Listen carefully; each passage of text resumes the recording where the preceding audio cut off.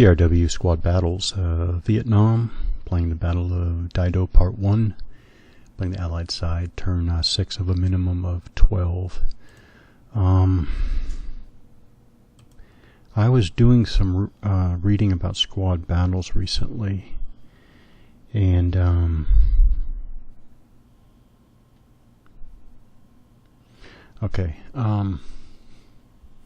some reading about squad battles recently, and I was reading a particular poster, a big fan of squad battles, and this fan was outlining, and earlier I was going to say strategies, but definitely not strategies, not even tactics, but I would say secrets, approaches, techniques to winning in squad battles, and I thought it was, thought it was all very interesting reading. But then I was suddenly seized with the strong belief that I wanted to just make it really clear, put out a few remarks about me and squad battles here. Really, it's all my gaming here on video, but I've been playing so much squad battles, and I'm sure I'll be playing a lot more. Really like this series. But the bottom line is, from what this fan of squad battles was talking about, secrets to winning, made me realize how much that's not my approach here. So what is my approach? I am interested in the modeling. Now, this isn't, you can't even get to modeling of combat or anything like that, and I'm not suggesting that, not looking for that, because I don't think it's found here, but I am looking for the modeling of small unit combat action tactics. And that's about it. That's what I'm looking for. I'm looking to play. I mean, this is about play, but not play to win, play to experience. Let's see, there were two examples. I'm trying to think of what was the example that this poster in a Squad Battles forum wrote about. Oh, great! Now I'm gonna have trouble remembering it.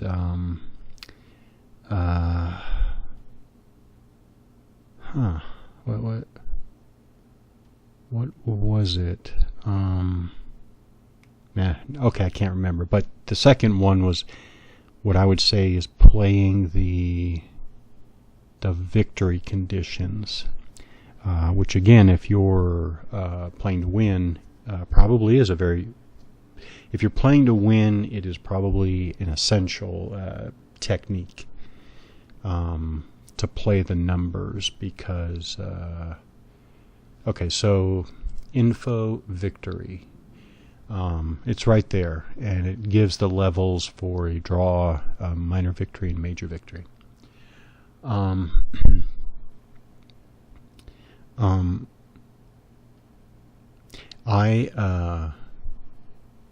This has started way back years ago, when I played some of the earliest war games, computer war games.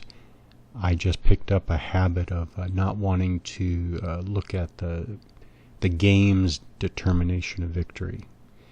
I want to sense how things are going, and also I want to interpret how things would be, I guess, experienced and assessed in the real world from what is happening in a simulated sense. So I don't rely on, for sure, and actually I just don't even spend my time watching the victory conditions. But there's a reason for it. And I didn't want anybody observing me to think that I didn't know this. No, I deliberately ignore the game's victory until the end. In the end, I like to know who wins in the end. And again, I try to keep a tally on how I think things are going, and then I like to compare that to the end result. But not during play. During play, I want to try to assess as best I can how things are going. Darn, I wish I could remember that other one. But the bottom line is there's something else that now I can't remember what it is that I realized viewers of me playing squad battles might think, this guy doesn't know about such and such. But if it looks like I don't know about such and such, it might be because I'm deliberately ignoring it because I am choosing to ignore that, like the victory display with the victory tabulation, at every step of the game. Okay, so I'm not going to look at the victory display there. All right. See, already I think that I'm it's turn 6 of 12. I think I should have. I think I'm falling behind at least a little bit already.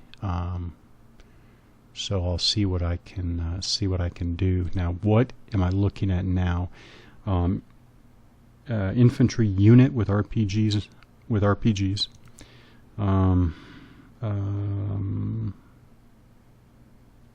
I guess. Oh, a leader. Yeah, it's underneath there. So I'll turn the objectives off. Yeah. So a leader. What are these? Improved positions. Man, improved positions. Okay. Infantry unit with RPG and infantry units, probably with the leader and recoilless rifle. Okay.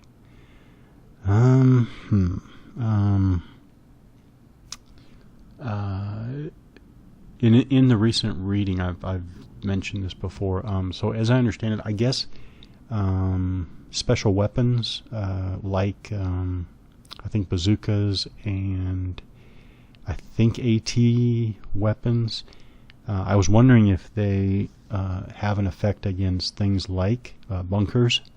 Now, I don't know if it's improved positions because I mean I know what a bunker is a bunker. And by the way, those weapons in real world terms absolutely should have an effect. So. I like that reading online, it looks like they do have effect. So let me make this clear. From what I read, it looks like weapons like bazookas and AT weapons, or I should say bazookas and other AT weapons, do have an effect against bunkers. That's what I know. So I'm going to extrapolate and say that these types of, these types of special weapons, I will go ahead and assume that they will have an effect against positions. Then I guess they're not locations, but they're emplacements or see that didn't have a name here, but bunkers. What else? Well, hopefully improved positions as well. Okay. I was wondering about that before. I think I got an answer to that. So let's take, since I'm thinking about it, okay, let's take, oh, by the way, this is what I thought it was. This is also something I was reading recently. So this should be, 2 with a 4 in parentheses should be, this should be for 2 weapons. So here it is 2 weapons. So it's saying a crew of 1 weapon is 2, but the total for this particular unit, if you want to call this a unit, is 4. Okay, I was wondering about that. So they're pinned. All right, I'm not gonna waste that. And they're disrupted. Darn. Man. Unbelievable. Well, I guess they're good. I know what it was. This is very important. And I'm going to show what I mean, because this is something I absolutely do not do. And if you've watched any of my videos, you'll see I never do this.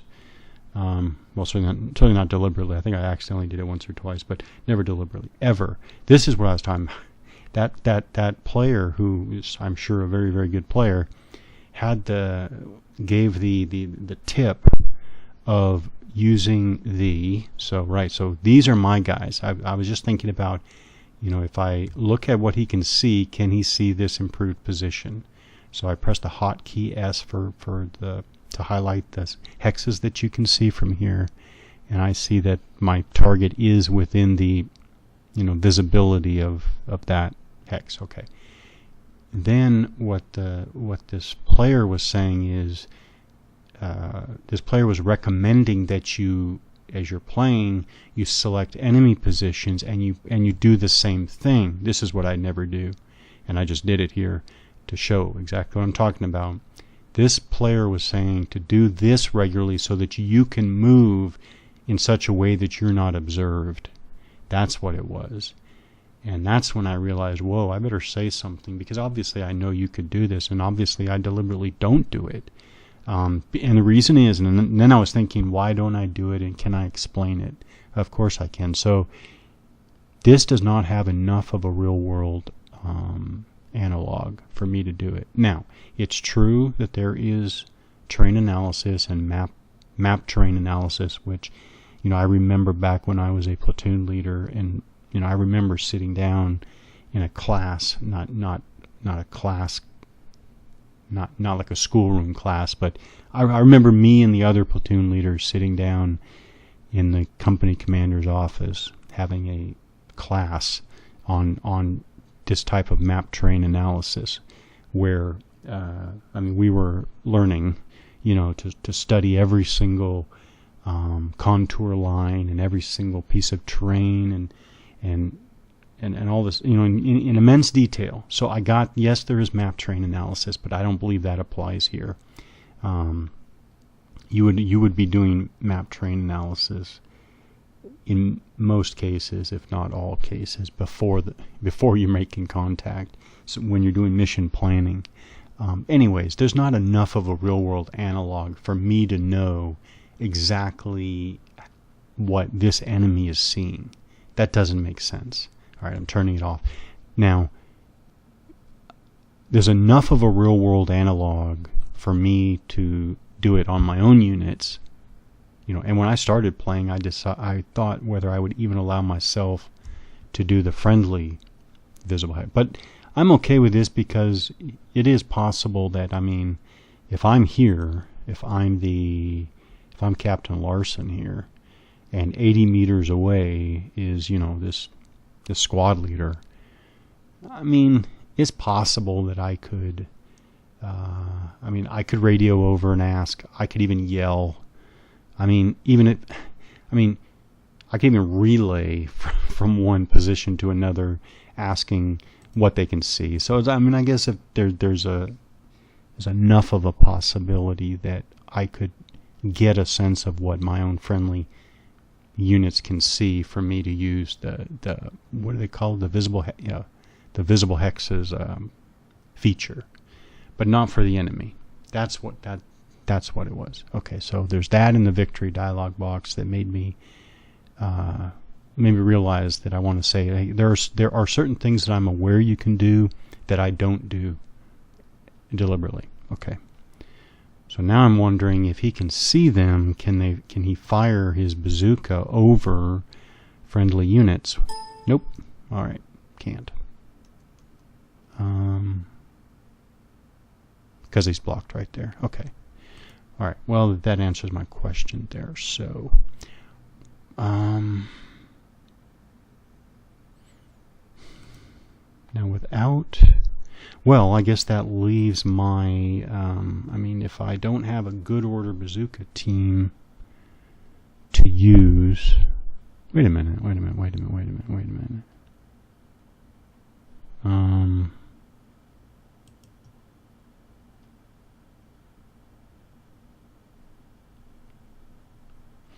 Actually, I'm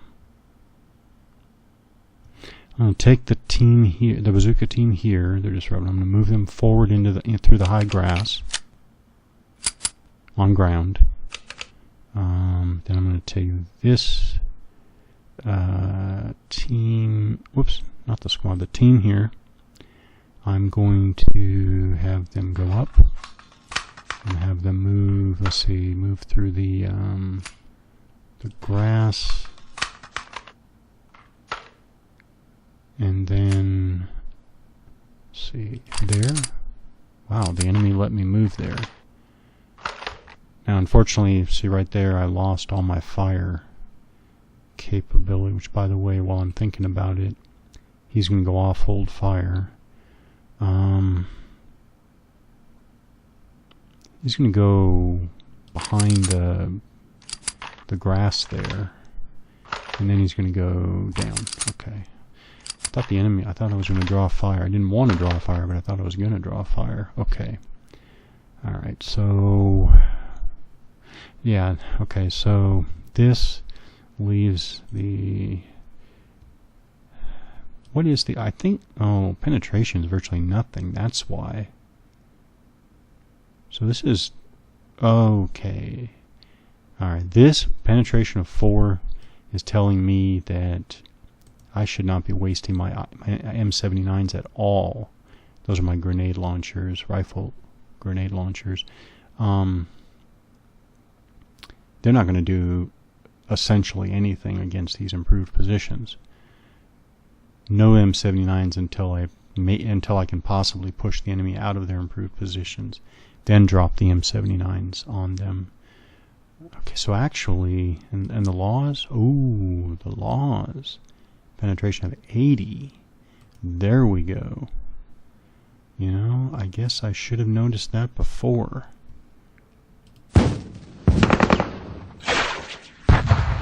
Draw, looks like RPG fire. Alright, there's the law. Am I doing this right? Range of 4. Wow, that's max range right there.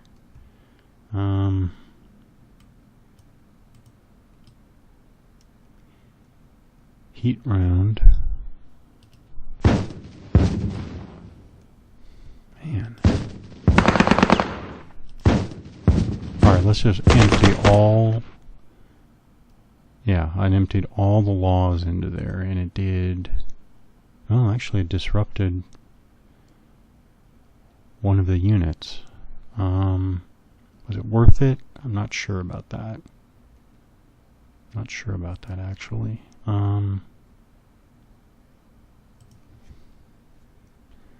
I guess that's... I don't know if it's worth it or not. Laws there. Let's see, disrupted is going to reduce the effectiveness of their fire. 1, 2, 3, 4. So they say volley fire my laws. Nothing. So maybe that's not worth it. I don't know. No artillery.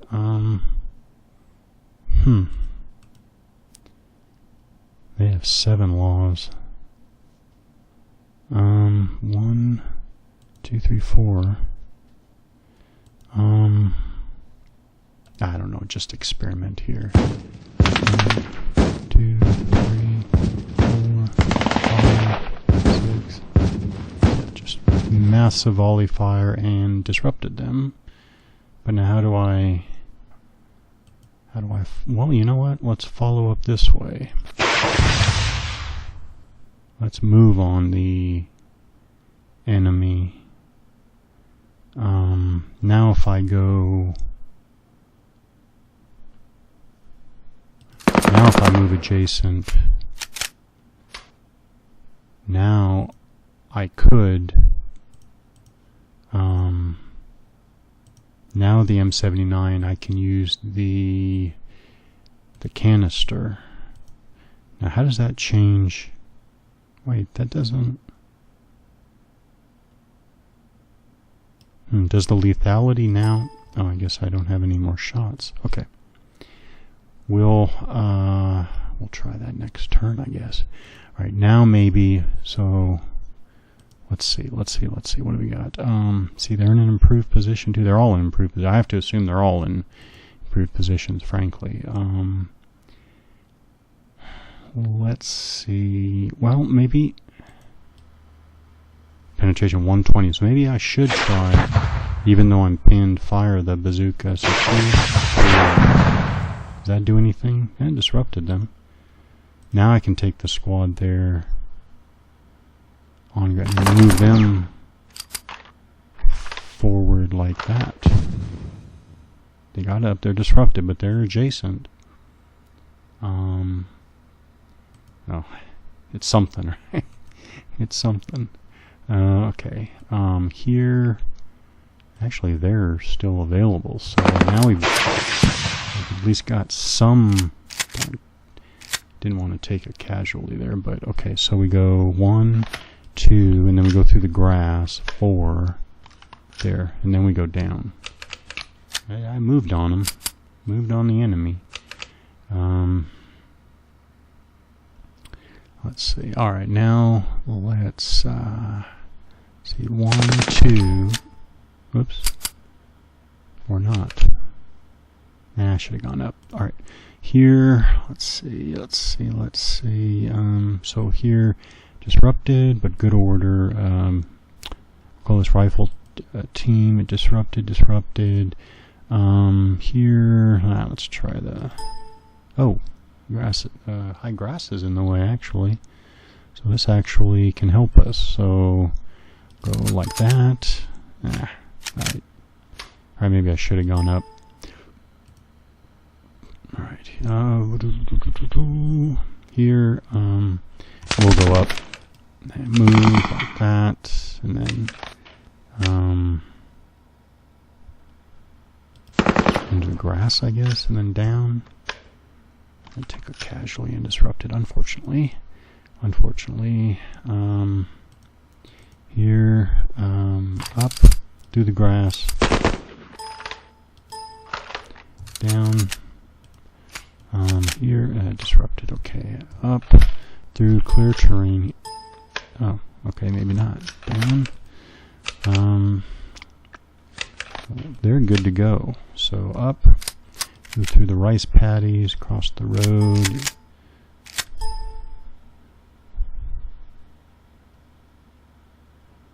See. Yeah, okay, let's go down here. And then Captain Larson, he's down. Alright, who's left? Everybody's moved. I want to move. Yep, okay, there we go.